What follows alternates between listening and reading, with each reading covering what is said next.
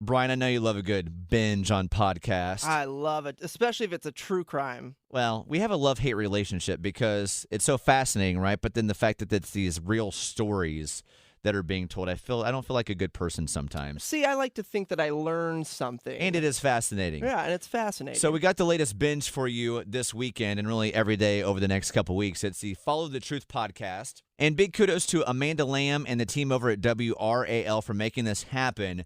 And the Follow the Truth podcast is actually the behind the scenes in this 28-year story around the death of Michael Jordan's dad, James Jordan, back in 1993. Still questions around this. I know, and it happened right here in our community, and Amanda Lamb and her team, they have been with the story since the 90s. They have exclusive access to details that other people don't have access to. So when we say they do a deep dive on this story, they do a deep dive. You're not going to hear this story presented like this anywhere else. It's fascinating. If you don't know much about the James Jordan story and what happened to Michael's father nearly 3 decades ago, here's Amanda setting it up for us. So basically in 1993, July of 1993, James Jordan was driving from a friend's house. He'd been at a funeral and a dinner in Wilmington, North Carolina, headed back to Charlotte where he lived.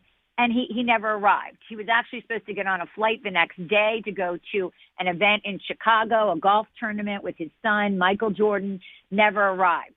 So 10 days later, a body is found in a swamp in South Carolina. Now, James Jordan hasn't been reported missing at this point, so the body is classified as a John Doe. The person has a gunshot wound in the chest. Ultimately, the body, believe it or not, is cremated because in this small town, they didn't have the ability to save this body. But they did save the hands and the jaw, which they later used to identify it. Now, again, no connection to James Jordan at this point. Then in August, early August of 1993, a car, a Lexus, is found stripped in the woods near Fayetteville. And that car ends up being connected to Michael Jordan. It's registered to Michael Jordan. So fast forward to about August 12th, Michael Jordan's family files a missing persons report.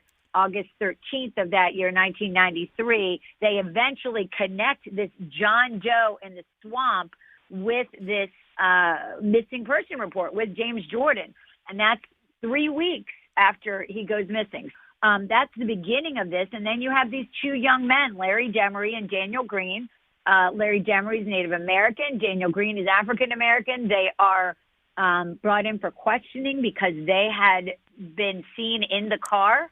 And it goes from there. You know, it was kind of like the perfect storm. And mind you, this happened in a small community in North Carolina, and I can only imagine the pressure of that town in the early 90s where you have Michael Jordan coming off 3 straight NBA championships, the most famous person on the planet. Now his dad was killed in your small town, and the pressure to solve that murder quickly. The pressure would be suffocating. And on top of that, you have Daniel Greene, who's sat in jail the last 30 years while holding on to his story that he's completely innocent. You've got 2 young kids from, you know, the, quote, wrong side of the tracks who have had some trouble in their lives.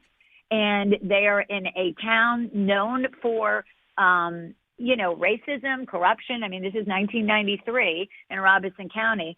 And the officers do what they do in many cases. You try to pit one person against the other and see who crumbles. And basically the line is first to talk, first to walk. Well, neither of them walked, but Larry Demery turned against Daniel, and he ended up testifying against his best friend in court and saying that he was the one that committed this crime. And Daniel has maintained from the very beginning, he has never changed his story.